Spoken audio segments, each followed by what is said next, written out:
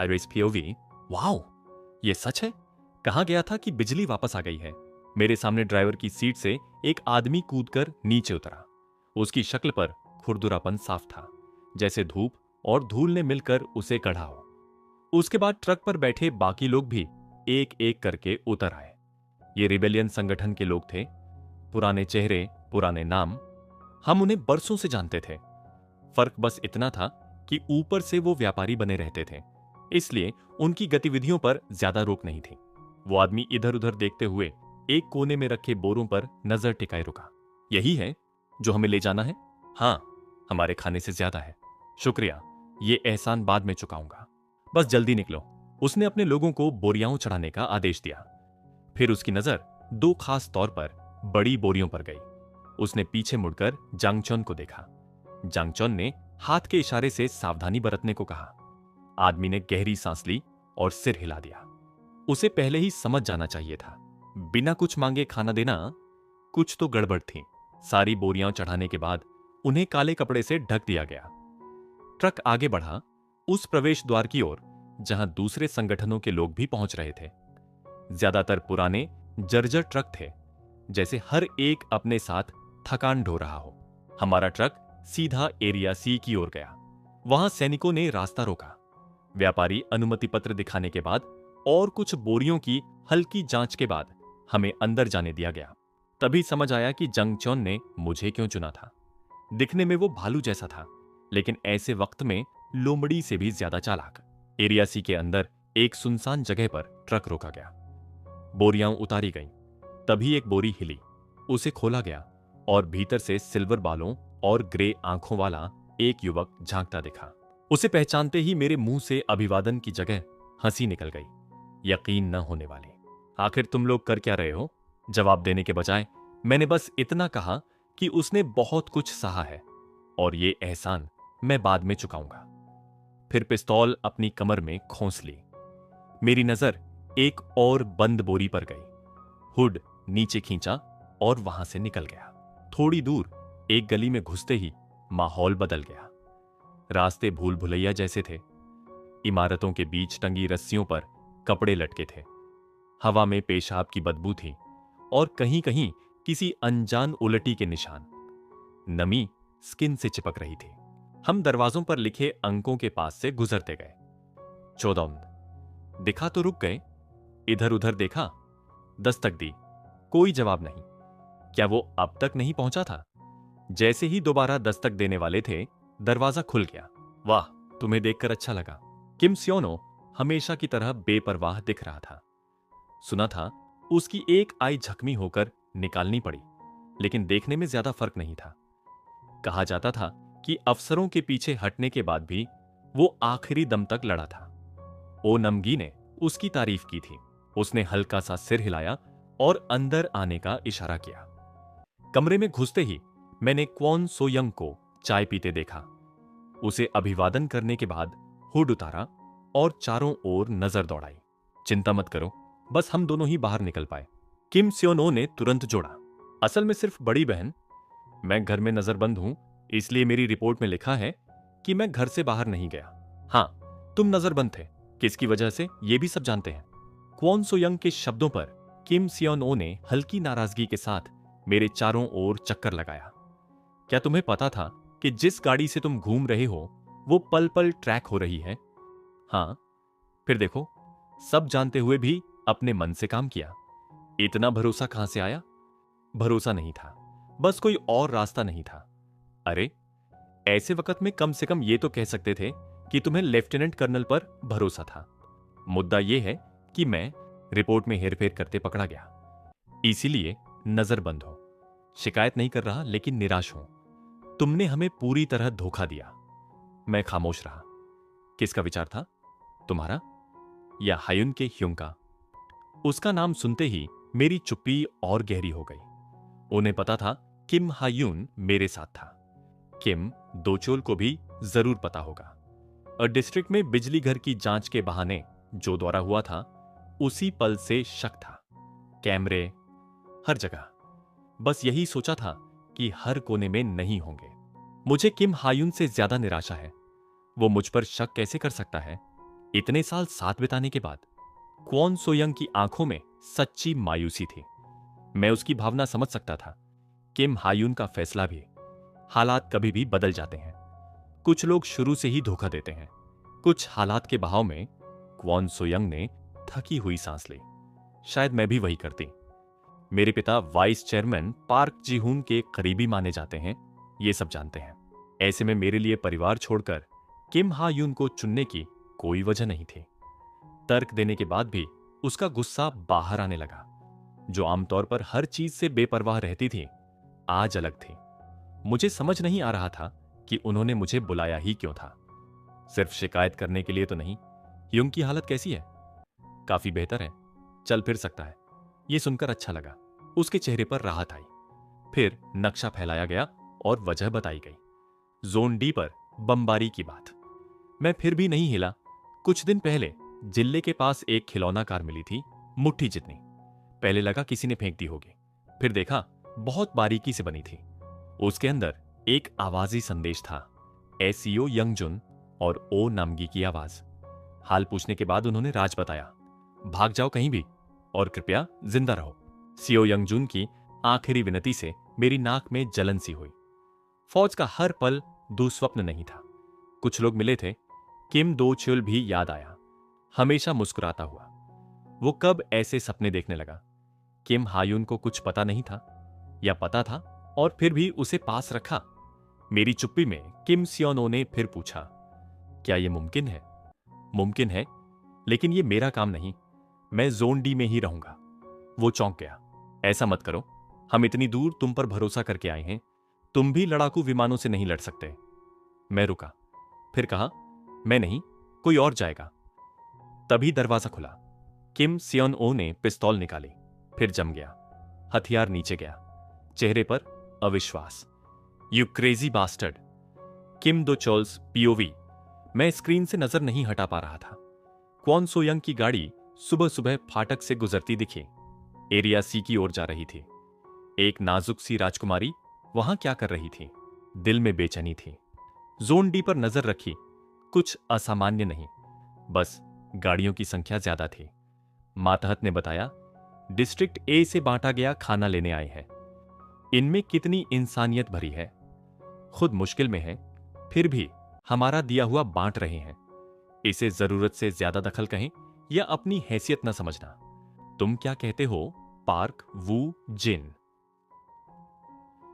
Park वू जिन हंसा।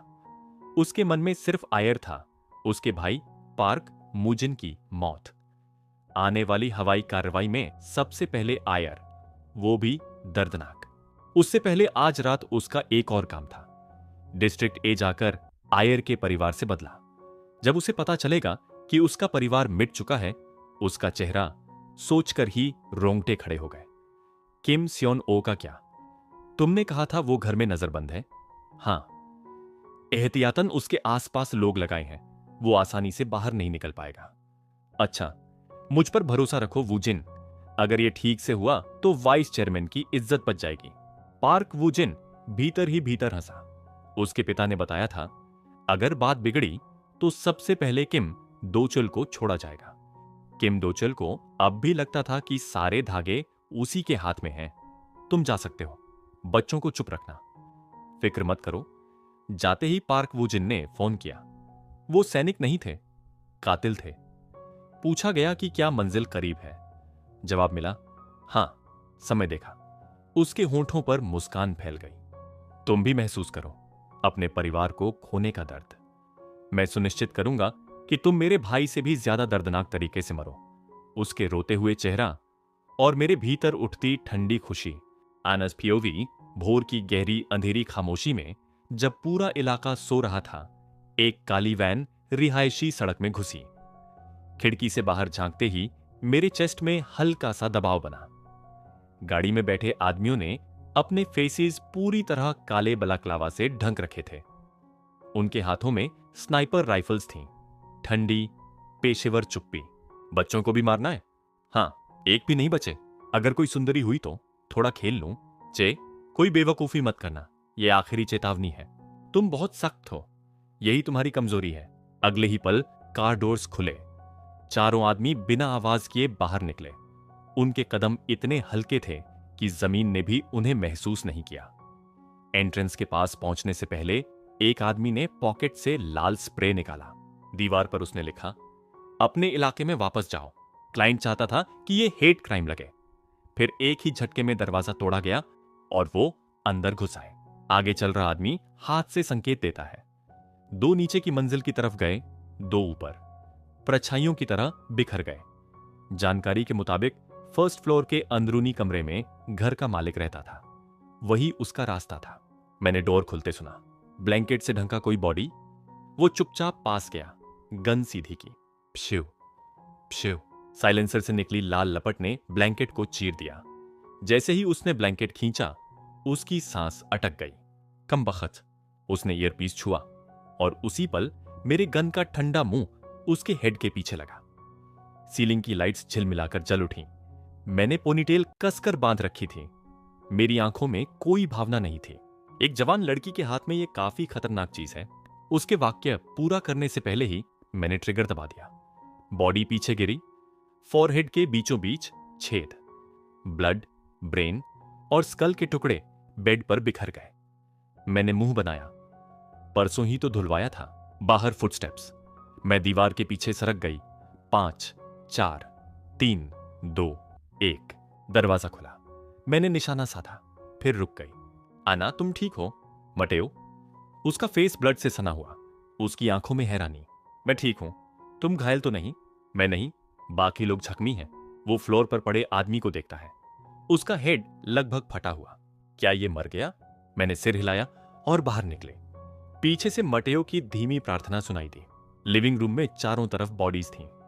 सबको cable ties से बांधा गया था, हथियार अलग, करीने से रखे हुए। ऐसी हालत में मटेओ की शांत हरकतें मुझे अजनबी लगीं। तुमने इन्हें जिंदा क्यों छोड़ा? हमें पता लगाना होगा कि इसके पीछे कौन है। तभी मुझे याद आया, वो आदमी कभी रिबेल्स का कोर मेंबर था। 3 कॉन्ट्रैक्ट किलर्स को काबू में करना और जिंदा छोड़ देना। बच्चों पर मुस्कुराने वाला आदमी इससे अलग था। मैंने गन उठाई। मटेओ ने मेरा आर्म पकड़ लिया। क्या तुम्हें इन्हें मारना जरूरी है? तुम्हें लगता है ये जिंदा रहकर बोलेंगे? मैं सेना में रही हूं। ऐसे लोग टॉर्चर में भी नहीं टूटते। लेकिन मटेओ अलग सोच रहा था। आखिर में पुलिस बुलाने पर सहमति बनी। हालांकि कितना करेंगे पता नहीं। उसका रंग फीका पड़ रहा था। ब्लड की गंध उसे सहन नहीं हो रही थी। तुम ठीक हो? थोड़ा मुश्किल है। मैंने उसे ठंडा पानी दिया। उसने पिया और घर की हालत देखी। अच्छा है, बच्चे यहां नहीं थे। मैंने सिर हिलाया। कई दिनों से बच्चों को पड़ोसी के यहां सुला रही थी। वो लोग अब मदद खुद देने लगे थे। मैंने ब्लाइंड्स थोड़ा हटाया। बाहर देखा। एक गाड़ी अभी भी है, जाकर निपट लें। मेरी आवाज शांत थी। मटेओ समझ गया। किम हायुन ने मुझे यहां क्यों भेजा था। बिना कवर के खतरनाक है। पुलिस आने वाली है। इंतजार करते हैं। किम दोच्योल्स पीओवी। मैं बैक सीट में बैठा कांप रहा था। कमबख्त साला। गुस्सा उबल रहा था। मैंने आगे वाली सीट पर मुक्का मारा। ड्राइवर ने शीशे में देखा। मैंने आंखें बंद की, फिर खोली। रिसर्च हॉस्पिटल सामने था। क्वोन सो यंग ने किम हायुन को एरिया सी से कैसे निकाला समझ नहीं आया। लेकिन हालात बिगड़ रहे थे। रिपोर्ट के मुताबिक वो मुश्किल से होश में था। मैं भागते हुए आइसोलेशन वार्ड पहुंचा। तभी क्वोन सो यंग सामने आई। तुम आ गए? मैंने दुखी चेहरा ओढ़ लिया। क्या हुआ? जैसा सुना था। बेहोशी में इमरजेंसी सर्जरी करनी पड़ी। अभी आईसीयू में है। क्या वो उठेगा? उसने सांस छोड़ी। अभी नहीं जानते। मेरे होंठ फड़के। उसे कहां पाया? एरिया सी की सड़क पर फेंका हुआ। मैं समझ नहीं पा रहा था। एरिया डी की हर गाड़ी मॉनिटर होती है। फिर कैसे? विजिट की इजाजत मिल गई। गाउन और मास्क पहनकर अंदर गया। किम हायुन, पेट पर बैंडेज, मशीन से जुड़ा। 5 मिनट। क्वोन सो यंग के जाते ही मैंने सीलिंग देखी। कोई कैमरा नहीं। रीडिंग्स कम थी। मन किया सब बंद कर दूं। मैंने उसे गले लगाया। किम हायुन। हायुन, क्या हो गया तुम्हारे साथ? कोई जवाब नहीं। आखिरी पल में सब बर्बाद करने के लिए। साला, ये सब मेरा होना चाहिए था। तुम्हें मर जाना चाहिए था। जिंदा लौटकर सब पागल क्यों कर रहे हो? मैंने पहली बार भगवान से दुआ मांगी, मर जाए। दरवाजे पर नॉक। समय खत्म। मैंने ब्लैंकेट ठीक किया। मैं जा रहा हूं, ठीक हो जाओ। हाथ छोड़ा, बाहर निकल गया। क्वॉन सो यंग्स पीओवी। मैं वापस आई, आर्म्स मोड़कर उसे देखा। अब आंखें खोल सकते हो? आयरीन? उसकी आंखें खुली, चेहरा बिगड़ा। मैं हंस पड़ी। तुम्हारा चेहरा बहुत मजेदार है। वो उठ बैठा। हंसना बंद करो, चिढ़ हो रही है। किम दो चोल ने क्या कहा? प्यार का इजहार? उसने पिलो से छोटा रिकॉर्डर निकाला। आवाज चली। तुम्हें मर जाना चाहिए था साला। मैं रिकॉर्डर घुमाती हूं, मुझ पर भरोसा है? अगर मैं ये उसे दे दूं? वो मुस्कुराया। मैंने माफी मांगी थी। मैं आंखें घुमाती हूं और आयरीन? क्या? वो जाग गई है। उसका चेहरा गहरा हो गया। मैंने सब बताया। खून, मौत के करीब। उसने गाली दी। उसने सबसे ज्यादा यही चाहा था, और अब नहीं,